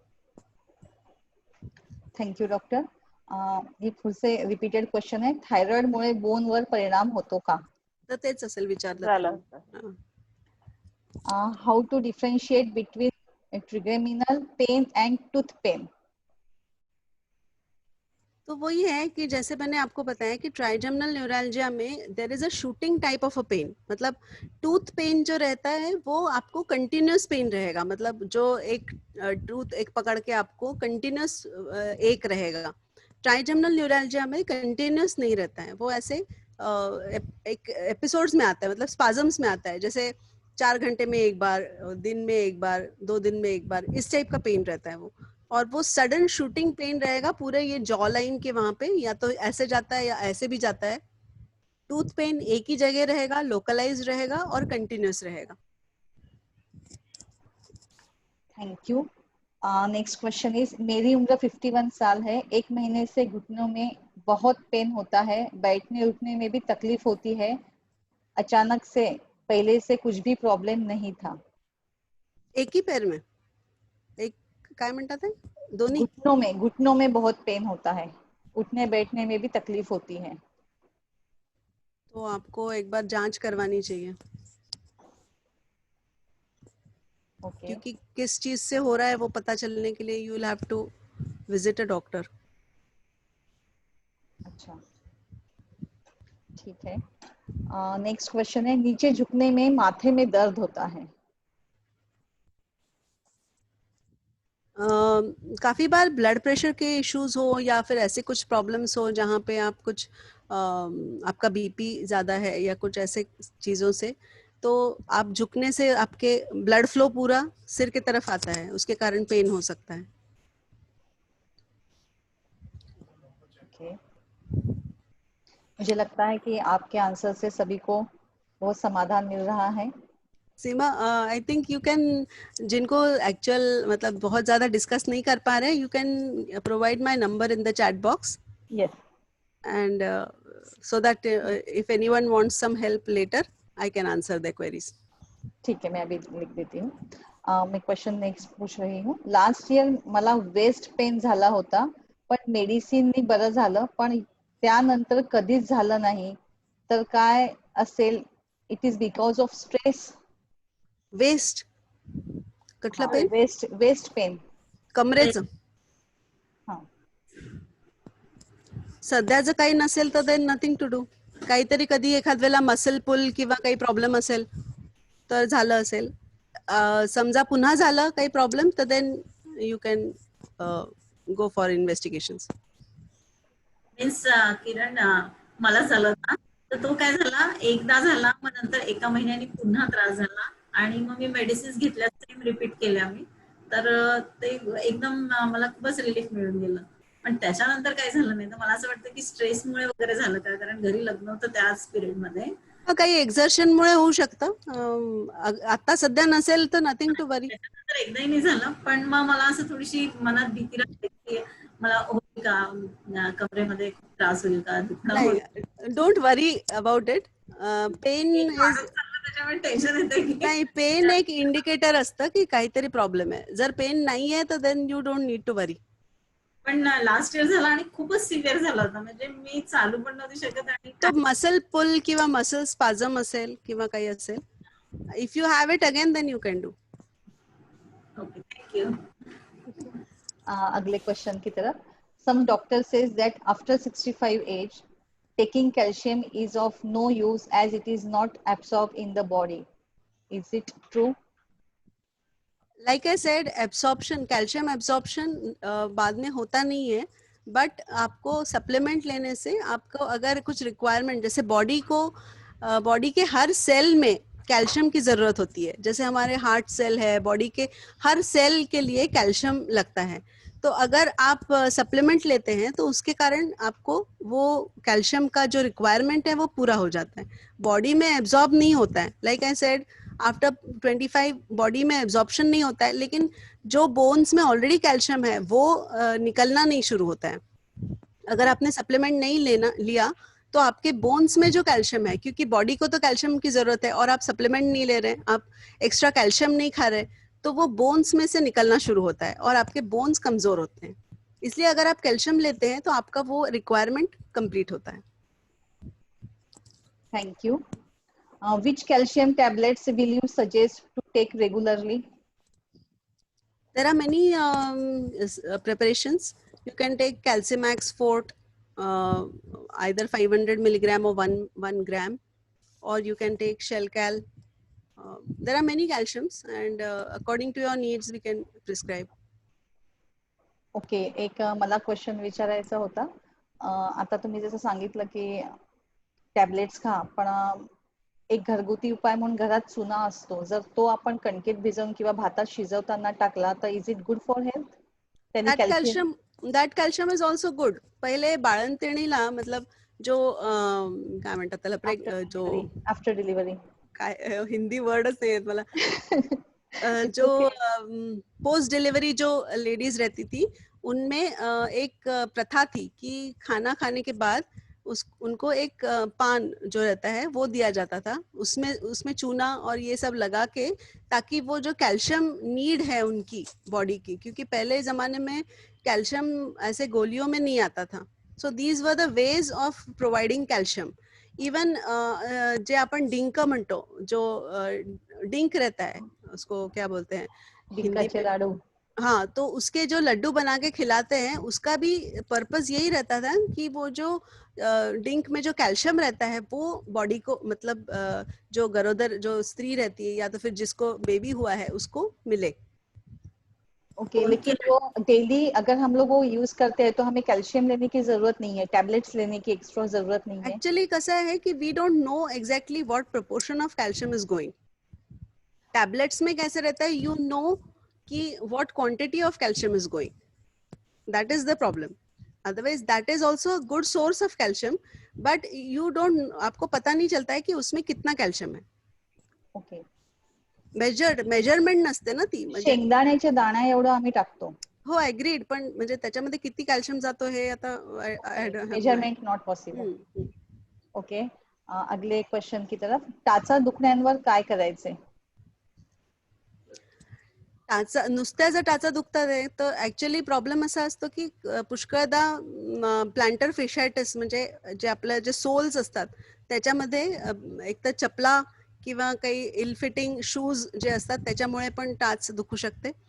डायबिटीस असेल किंवा काही दुसरा प्रॉब्लेम असेल तर त्याच्यामध्ये पेरिफेरल न्यूरोपॅथी सारखं म्हणजे हातामध्ये आणि पायामध्ये टाचांमध्ये मुंग्या येणं किंवा टाचा दुखणं हे पण होऊ शकतं. तर त्याच्यासाठी एक तर तुमचं पहिल्यांदा तुम्ही शू आपले जे फुटवेअर आहे ते जरा सॉफ्ट कुशन वाले वापरा आणि त्यांनी नाही झालं तर मग then will need to discuss. Okay, thank you. Next question doctor Kiran, you ready? कारण की खूप सारे क्वेश्चन्स आहेत. Pain in neck and elbow does require physiotherapy? Neck and elbow, yes yes it will require, because आपको अगर नेक में कुछ इश्यूज है, कुछ प्रॉब्लम है, कहीं डिस्क का प्रॉब्लम है, तो ये जो भी हमारे हाथ के जो ये रहते हैं जहाँ जहाँ पे आपकी जो नस जाती है वो सप्लाई करती है, ठीक है. तो एल्बो के तरफ एक अलग जाती है, इधर अलग जाती है, हाथों में अलग जाती है, तो उसके कारण आपको वो टाइप का फिजियोथेरेपी अगर आप नेक से शुरू करते हैं तो वहाँ का पेन आपका ठीक हो सकता है. थँक्यू.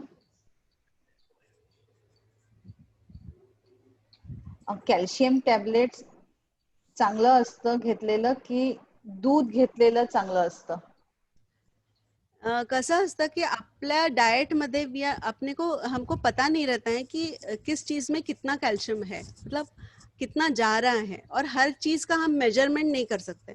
अगर आप रोज 1 कटोरी या 2 कटोरी दही खा रहे हैं, 2 कप दूध ले रहे हैं, और अगर आप अच्छा ग्रीन वेजिटेबल्स खा रहे हैं, अच्छा फूड आपका सप्लीमेंट जो है खजूर खा रहे हैं, कम से कम 2 खजूर 2 बादाम, सो इस टाइप का अगर आपका डाइट है तो आपको जरूरत नहीं है, क्योंकि आपको आपका रिक्वायरमेंट आपको मिल रहा है. बट अगर आपका डाइट, काफी बार ऐसे होता है कि जॉब पे जाती है लेडीज, कुछ अलग ये रहते हैं तो उतना खाया नहीं जाता है, इसीलिए एक दवाई खाना इज इजी, तो चॉइस आप कर सकते हैं. Okay, thank you. Next question, hot water bottle ice ने शेकायचे का? हड्डी प्रॉब्लेम म्हणजे हाडांचे प्रॉब्लेम्स म्हटलंय. ऍक्च्युली असं आपण असं म्हणजे कुठला प्रॉब्लेम आहे ते कळल्याशिवाय मी नाही सांगू शकत, पण नॉर्मली आपण जसं आपण जॉईंट्स जे असतात त्याला आपण हीट नाही लावत जॉईंटला, जे आपण आईसनी हे करतो, कारण जॉईंट्स जे असतात ते जरा म्हणजे नाजूक वेगळ्या टाईपचं हे असतं, त्याच्यात आपण हीट नाही देत. पण तुम्हाला दुसरीकडे कुठे जसं पोट दुखणं, पाय दुखणं आहे तर तुम्ही त्याला हीट देऊ शकता. Okay, thank you. और किसी को कुछ क्वेश्चन पूछना है?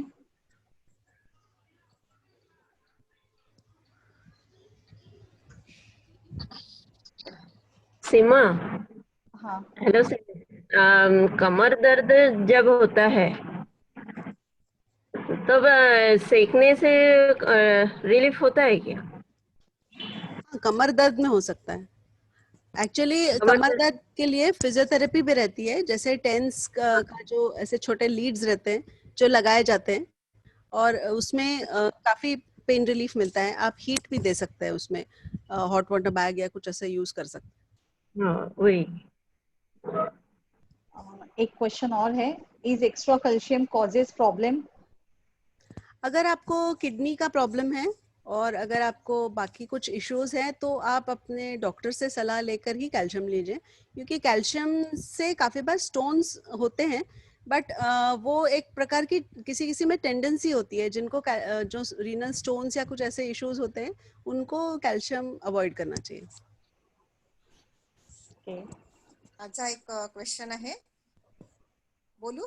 हा विचारा. हा तर अच्छा, है ना. PRP हे नी मध्ये घेतल्यानंतर म्हणजे वर्षातून किती म्हणजे वेळा असतं त्याचा? एकदा घेऊन झालेला आहे 5 वेळा. तुम्ही तर परत घेतलाय डोस तो रिपीट करायचा का? हा PRP घेतलाय ऑलरेडी? हो घेतला आहे, पण आराम नाही आहे म्हणजे अजूनही किती नी वेळा मध्ये घेतला? 5दा घेऊन झालेला आहे. म्हणजे कुठे, म्हणजे मुंबईला घेतला गेलेला आहे तो. एक महिन्यात एकदा? हा नाही तर मग तुम्हाला दुसरं काही प्रॉब्लेम्स असतील, म्हणजे जर PRP नी रिलीफ नाही मिळत आहे तर तुमचे बाकी काही इश्यूज असतील नीचे. आणि मी जसं सांगितलं की स्टेज 1 आणि स्टेज 2 हे जे असतात ऑस्टिओआर्थरायटिसचे, त्याच्यामध्येच PRP आणि बाकी गोष्टी यूज मध्ये होतात. पण समजा तुम्हाला जर काही स्टेज 3-4 पर्यंत गेले आहे तर कधी कधी मग रिलीफ नाही मिळत. अच्छा, तर मग तो रिपीट करायचा असतो का परत? हा, म्हणजे एकदा एक्सरे करून मग तुम्हाला कळेल की तुमचं काय स्टेज मध्ये आहे तुम्ही. ठीक आहे, थँक्यू.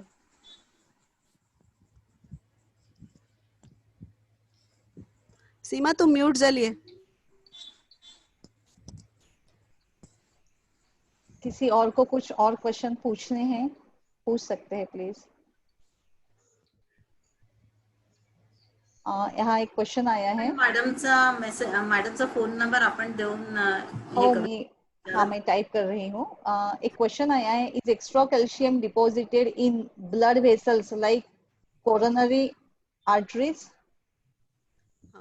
कैल्शियम डिपॉजिट्स हो सकते हैं कोरोनरीज में भी, और उससे प्रॉब्लम हो सकता है. बट अगर आप एक्सेसिव कैल्शियम ले रहे हैं, अगर आपका डेली रिक्वायरमेंट जितना है, अगर आप उतना ले रहे हैं तो फिर उससे डिपॉजिट्स नहीं होते. यहाँ पे सभी क्वेश्चन सब खत्म हो चुके हैं. किसी और को कुछ पूछना है तो पूछ सकते हैं, या क्वेश्चन यहाँ लिख भी सकते हैं. मैंने डॉक्टर किरण का number, mobile number chat box में दिया है. हॅलो, मला एक प्रश्न विचारायचा आहे. हा, विचारू शकता. गुडघे माझे 8-10 वर्ष झालं दुखतायत आणि डॉक्टरने मला सांगितले की शेकल्याशिवाय उठल्या उठल्या गुडघे शेकायचे आणि मग कामाला लागायचं. तर ते कसं काय, म्हणजे शेकलं की ते बरं वाटतं मला आणि चांगलं पण वाटतं, पण आता काही काही डॉक्टर म्हणतात शेकायचं नाही. तर काय नेमकं काय आहे, काय करावं? नाही, पण तुम्हाला म्हणजे गुडघ्याचं कसं असतं, एक नी जॉईंटचं मगाशी मी पिक्चर दाखवलं, तर नी जॉईंट मध्ये बोन्स पण असतात, तो जॉईंट पण असतो, मसल्स पण असतात आणि बाकी आपल्या पेशी वगैरे जे असतात ते असतात. त्याच्यामुळे तुम्हाला एक्झॅक्टली कुठलं ओरिजिन आहे पेन ते इम्पॉर्टंट आहे. म्हणजे तुमचं जॉईंट मधनं जर पेन असेल तर युजली जॉईंट्स ना आपण शेकत नाही. जॉईंट्स ना आपण, म्हणजे समजा तुम्हाला एक्सटर्नली शेकून बरं वाटतं याचा अर्थ तुमचं डीप पेन नसेल, तुमचं एक्सटर्नल पेन असेल, म्हणजे नॉट इन द जॉईंट. अच्छा, शेकलं की ते बरं वाटतं, असं लूज झाल्यासारखं वाटतं गुडघा असा. हा, मग तेच तुमचं मस्क्युलर पेन असेल किंवा काही असं प्रॉब्लेम असेल त्याच्यामुळे होत असेल. त्याच्यामुळे तुम्हाला रिलीफ मिळत आहे. हा, नाही, एक 10 वर्षापूर्वी माझी गुडघ्याची वाटी स्लाइटली सरकली होती. अच्छा. आणि त्यावेळी मी डॉक्टर कर्णेंचा त्यावेळी उपचार घेतला तिथं. मग त्यांनी एक ताबडतोब मला तिथं गुडघ्यामध्ये इंजेक्शन दिलं. त्यानंतर एक 3 आठवड्यांनी परत दुसरं इंजेक्शन दिलं. त्यावेळी मला त्यांनी सांगितलं की तुम्ही गुडघा हा कायम शेकत चला म्हणून. हा, तर तुमचं ते वाटीचा प्रॉब्लेम आहे, म्हणजे वरती आहे ते, तुमचं जॉईंटच्या आतमध्ये नसल्यामुळे तुम्हाला वरती जो जे झालाय तो वाटीचा प्रॉब्लेम आहे तुमचा. ओके. Thank you madam. ओके. किरण, कॅल्शियम डिफिशियन्सीची टेस्ट कितीदा, म्हणजे वर्षात एकदा करायलाच पाहिजे का, दरवर्षी करायला पाहिजे का? म्हणजे तुमचं जर आधी नॉर्मल आलं असेल आणि तुम्ही जर सप्लिमेंट्स घेत असाल डाएट मध्ये, तुमच्या जर व्यवस्थित सगळं असेल तर मग काही करायची गरज नाहीये. पण जर वाटत असेल की तुम्हाला म्हणजे तुम्ही व्यवस्थित खाणं पिणं नसेल किंवा तुम्हाला ऍडिक्वेट सनलाईट म्हणा किंवा हे मिळत नसेल, पण मोस्टली काय होतं की आपल्या एज ग्रुपमध्ये कॅल्शियम आणि विटॅमिन D3 ही रिक्वायर्ड असते सप्लिमेंट्स, कारण तेवढं डाएट मधनं होत नाही. ठीक आहे. ओके. एक विचारायचं होतं की किडनी डिसीज मुळे पण जॉईंट पेन होऊ शकतं का? किडनी डिझीज मुळे असंच नाही होत. म्हणजे जसं मी म्हटलं की कॅल्शियम आणि या गोष्टी तुम्ही थोडासा तुम्हाला जर किडनीचा प्रॉब्लेम आहे तर अवॉइड करायला पाहिजे. पण ऍज सच डिझीज मुळे नाही. म्हणजे एकूण म्हणजे अशक्तपणा म्हणा किंवा असे जे काही प्रॉब्लेम्स असतात त्याच्यामुळे हातपाय दुखू शकतात. अच्छा, नाही म्हणजे यांचं क्रिएटिन वाढलं होतं सध्या, आता 3.3 आहे काहीतरी. तर 2 दिवसाआधी पायाच्या घोट्यामध्ये पेन होत होतं आणि काल गुडघ्याच्या याच्यात सांध्यामध्ये पेन होत होतं. म्हणजे असं वेगवेगळ्या ठिकाणी जॉईंट मध्ये पेन होत आहे. तर म्हणून मी विचारलं की त्याच्यामुळे होतं का पेन? असं ऍज सच असं काही हे नाही आहे त्याच्यात. पण आता जे काही बॉडीचे पॅरामीटर्स कमी जास्त असतील त्याच्यामुळे पेन होऊ शकतं. आणि डायबिटीस वाल्यांना पण पेन हा, डायबिटीस वाल्यांना स्पेशली पेरिफेरल न्यूरोपॅथी होते. म्हणजे हाताचे जे सोल आणि हाताचं जे पाम असतं, पाम आणि सोल, म्हणजे त्याला ग्लव्ह आणि स्टॉकिंग टाइप ऑफ डिस्ट्रीब्युशन म्हणतात. म्हणजे ग्लव्स जसे घालतो आपण तेवढ्या ठिकाणी पेन होतं आणि स्टॉकिंग जशी घातल्या जाते पायाचे मोजे जसे टाईपचे असतात तशा टाईपचं पेन होतं डायबिटीस मध्ये. ओके. अजून एक क्वेश्चन आला आहे की कॅल्शियमची गरज किती वयानंतर पडते? नक्की किती वयानंतर पडते? मेनोपॉज नंतर तर कॅल्शियम म्हणजे ऍब्सोल्युटली रिक्वायर्ड आहे. तोपर्यंत आता जसं यंग एज मध्ये आहे 30, 35, 40, तर तुम्ही आपल्या डाएट मध्ये जर सफिशियंट घेत असाल तर तेवढं हे नाहीये. पण after once you have reached menopause तो रिक्वायर्ड नेसेसरी म्हणजे ऍब्सोल्युटली इम्पॉर्टंट. तसंही कॅल्शियम ऍक्च्युअली रिक्वायर्ड असतं पण मेनोपॉज नंतर नक्कीच पाहिजे. Okay, thank you. Even B12 deficiency is causes of tingling, which is common. Yes, B12 deficiency म्हणजे इंजेक्शन्स दिल्या जातात कारण ते आणि त्याच्यामध्ये जसं आमच्या मेडिसिन्स मध्ये पण B12 ऍड केलं जातं सो दॅट ते नर्वला हेल्प करतं रिजनरेट व्हायला, म्हणजे ठीक करतं नर्वला. थँक्यू. संधिवातावर काय सांगणार? रुमॅटॉइड आर्थरायटिस ना, संधिवात म्हणजे ऑल जॉईंट्स आर इन्व्हॉल्ड या सिच्युएशन मध्ये. जसं मी म्हटलं ते रुमॅटॉलॉजिस्ट युजली ह्या सगळ्या गोष्टी बघतात.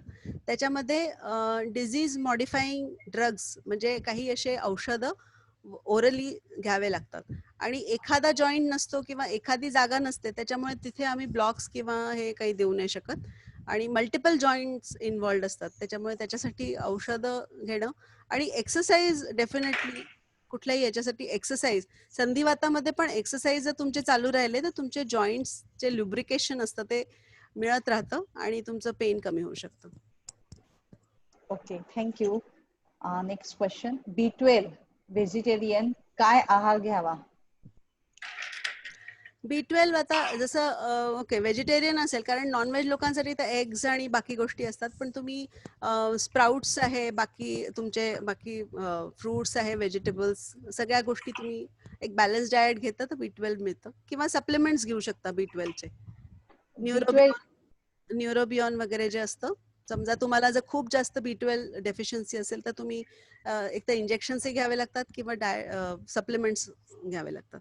आपण जे सप्लिमेंट्स म्हणतात B12 चे पाऊच येतात तर ते आता सध्याच्या याच्यामध्ये किती म्हणजे त्याचा डोस काय आहे? महिन्यातनं एकदा, वीकली की 15?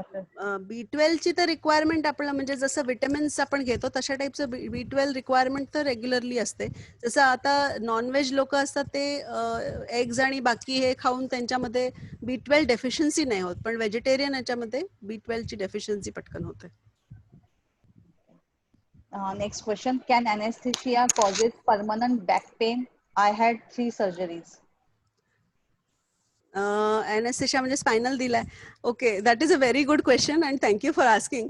कारण मी बेसिकली अॅनेस्थेशियोलॉजिस्ट आहे आणि I would like to tell you this की अॅनेस्थेशिया दिल्याने बॅक पेन होत नाही. इट इज अ मिसकन्सेप्शन, म्हणजे अगदी टोटली रॉंग आहे. याचं कारण आहे की नॉर्मली मी जसं तुम्हाला ते बॅकचे एक हे दाखवलं, म्हणजे तो एक माणूस उभा आहे त्याचे पोस्चर दाखवले मी. तर जेव्हा म्हणजे प्रेग्नन्सी होते तेव्हा नॉर्मल जे बॅक असते, स्पाईन जे असते, त्याचं पोट आपण थोडंसं समोर जातं, त्या समोर गेलेल्या पोटाला बॅक जी असते ती अशी पूर्ण असं कर्वेचर दिलं जातं बॅकला. तर त्याच्यामुळे जो स्पाइन मध्ये जे चेंजेस होतात, जे आपले जे 9 महिने किंवा ऍटलिस्ट शेवटचे 3-4 महिने जे असतात, जे बॅकवर प्रेशर येतं, त्याच्यामुळे हे कॉन्स्टंट बॅक पेन होतं. आणि it is not because of anaesthesia. म्हणजे नॉर्मल डिलिव्हरी वाल्यांना पण बॅक पेन होतं ज्यांची झालेली आहे. त्याच्यासाठी एक उपाय आहे की तुम्ही तुमचं जे कर्वेचर आहे, जे स्पाईनचं असं कर्वेचर असतं, ते फ्लॅटन करण्याचा प्रयत्न करा. म्हणजे तुम्ही भिंतीला तुमची जी पाठ असते, म्हणजे तुमचं हे खालचं जे कर्वेचर असतं ते तुम्ही फ्लॅटन करा. म्हणजे असं प्रेस करून भिंतीला लावण्याचा प्रयत्न करा. सो दॅट तुमचं ते कर्वेचर जर कमी झालं तर बॅक पेन कमी होईल. ओके, थैंक यू डॉक्टर किरण. आपके लिए बहुत सारे थैंक्स आ रहे हैं कि आपने बहुत अच्छा सेशन किया है. उसके साथ क्वेश्चन भी है. Should the eggs be consume along with yellow bulk? हाँ, येलो एक्चुअली दे से कि कोलेस्ट्रॉल होता है, ज्यादा होता है and everything, but one egg का cholesterol is, I mean one egg yellow is not bad for your health. You can take it unless आपका cholesterol बहुत ज्यादा है या कुछ ऐसे प्रॉब्लम है आपको, तो आप नहीं ले सकते. लेकिन अगर आपका कोलेस्ट्रॉल नॉर्मल है और तो वन एग से, एग येलो से बढ़ता नहीं है. हॅलो मॅम, या उकडलेलं अंड चांगलं का ऑमलेट चांगली? ते ऍक्च्युली कसं आहे की ऑमलेट मध्ये तुम्ही आता जर ऑइल टाकताय आणि तुम्हाला जर ऑइल फ्री खायचं आहे तर boiled egg is always better. अच्छा, पण काही काही वेळा येलो आवडत नाही ना ते, म्हणून ऑमलेट. हा, तर तुम्ही घेऊ शकता. तुम्ही मिनिमम ऑइल मध्ये जर केलं तर that is good. Okay, thank you thank you. Next question. Any remedy for heel pain I have in my right leg? Straight posture TX. Straight posture. Straight posture बद्दल थँक्यू. तुम्ही छान सांगितलं की पाठीसाठी स्ट्रेट पोस्चर. मी actually ऐकते आहे आणि that was a reply from me. पण माझा पोस्चर उजव्या पायाला खूप जास्त हिल पेन होतं. म्हणजे मला सकाळी झोपेतून उठल्यानंतर चालताच येत नाही अजिबात. तर तुम्हाला ऍक्च्युली प्लांटर फेशायटिस असेल. म्हणजे कधी कधी काय होतं की शूज किंवा हे जे इल फिटिंग असले की त्याच्यानी जे आपला एक फेशिया असतो, म्हणजे हिल पासून तो समोर असा एक बँड जातो, फायब्रस बँड असतो. आणि त्याला जर कधी इंजुरी झाली म्हणा किंवा काही झालं तर ते टाचेचा प्रॉब्लेम असतो. म्हणजे टाचेचे तर त्याच्यासाठी बेस्ट रेमेडी आहे की तुम्ही असे सॉफ्ट कुशन वाले, म्हणजे थोडासा आर्च असलेले शूज घ्या. पण ऍक्च्युली काय, मला मी ब्लड टेस्ट केली, त्याच्यामध्ये मला विटॅमिन D3 आणि B12 याची जबरदस्त डेफिशियन्सी आली. हा, मग तुम्हाला सप्लिमेंट्स घ्यावे लागतील. हा, supplements in the form of what you suggest? What supplements you suggest? नाही, आता विटॅमिन D3 तर तुम्ही वीकली जो डोस दिला जातो, येस, त्यांनी दिलेला आहे डॉक्टरांनी मला. तो डोस घ्यायचा आणि त्याच्यानंतर रिपीटेड, म्हणजे it has to be repeated after 2 or 3 months. हा, एव्हरी वीकली त्यांनी एक दिलाय आणि B12च्या त्यांनी गोळ्या दिलेल्या आहेत मला. पण अदर दॅन दिस पण मी काही घेऊ शकते का, असं मला विचारायचं होतं नॉर्मल आपल्या फूड मधनं. नाही, जर खूप नाही खूप कमी असेल तर इंजेक्टेबल दिलं जातं.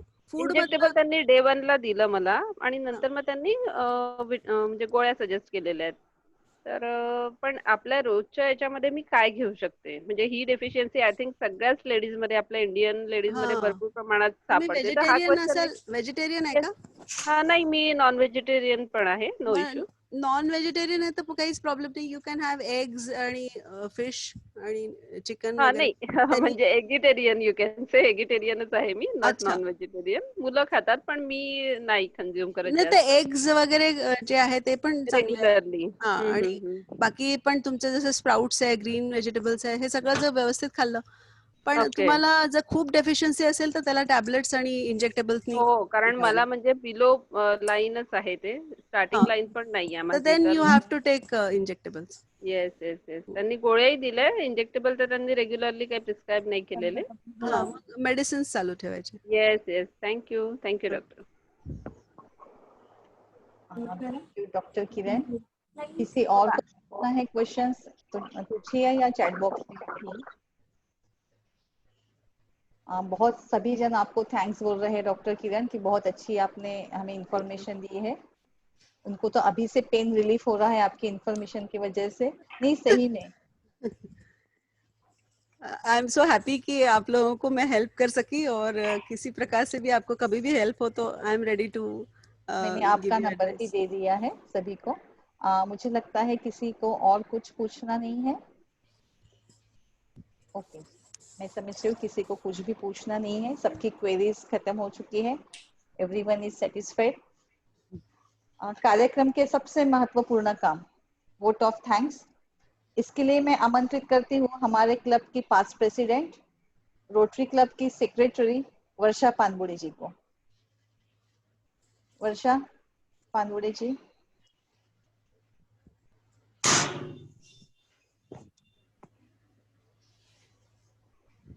शायद नेट प्रॉब्लम आ रहा है इनका।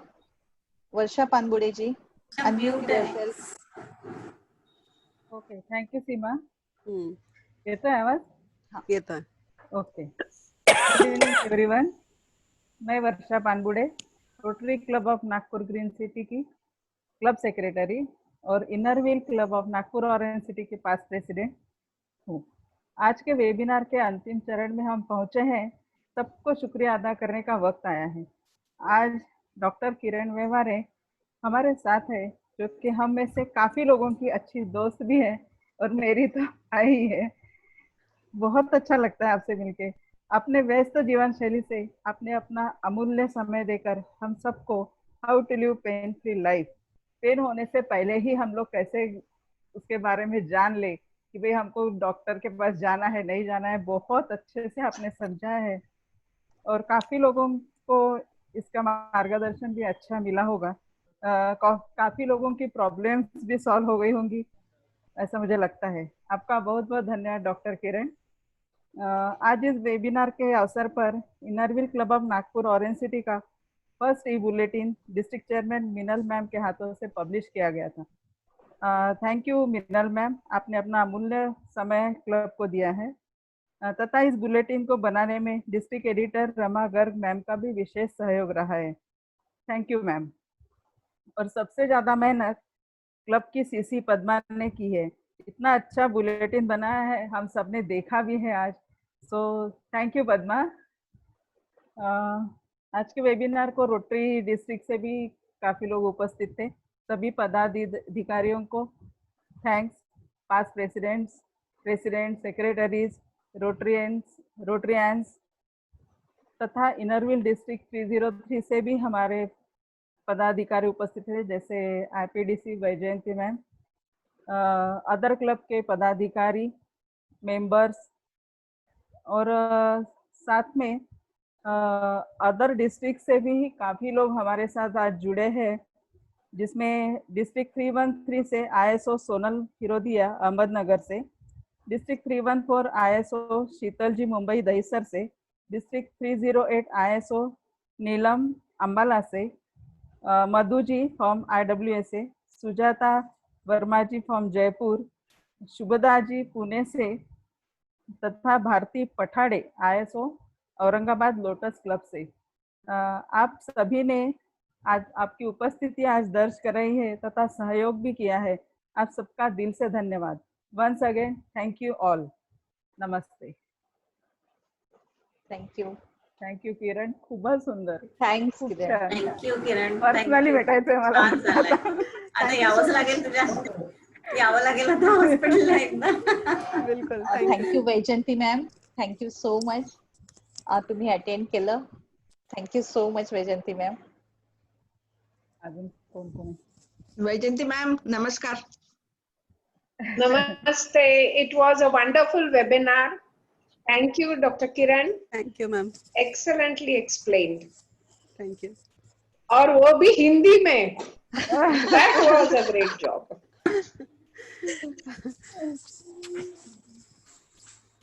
फुल होता. तर नेहमी तुमच्या संपर्कात येणाऱ्यांना किती किरण त्यांच्या अंगावर पडत असतील आणि मरत असतील. Thank you so much madam. नाही ऍक्च्युअली मी एनेस्थेशिया आणि याच्याबद्दल एक अवेयरनेस साठी एक मेरा यूट्यूब चैनल है डॉक्टर किरण व्यवहारे, आप देख सकते हैं, जहाँ पे मैंने काफी चीजें एक्सप्लेन की है. Very nice. Yeah, thank you We'll so much. definitely go through it. Thank you ma'am. आणि ऑक्सिजन असं थोडं डीप ब्रीदिंग केल्यानंतर Deep breathing. म्हणजे मला तरी असं फील होतं की हाताला पेरिफेरीमध्ये कुठेतरी असं म्हणजे काहीतरी सर्क्युलेशन होत आहे असं फिलिंग येतं. हा नाही माझे खांदे दुखतात हे केलं की हात वरती आणि खाली केली. हा मग ते पोझिशन मुळे असेल. तुम्ही अच्छा. जे पोझिशन मध्ये काही असाल त्या पोझिशन मुळे होत असेल. पण मग त्याला काही प्रॉब्लेम तर नाही ना ऍज सच. नाही आता एखाद्या कधी कधी सवय नसते, आपण एखाद्या चुकीच्या अँगलनी हात वर केला तरी प्रॉब्लेम होऊ शकतो. खाली बसल्यानंतर पायाला खूप मुंग्या येतात. तर काय करणार? 10-15 खाली मिनिटं बसायचं. खाली बसायचंच नाही, बसूच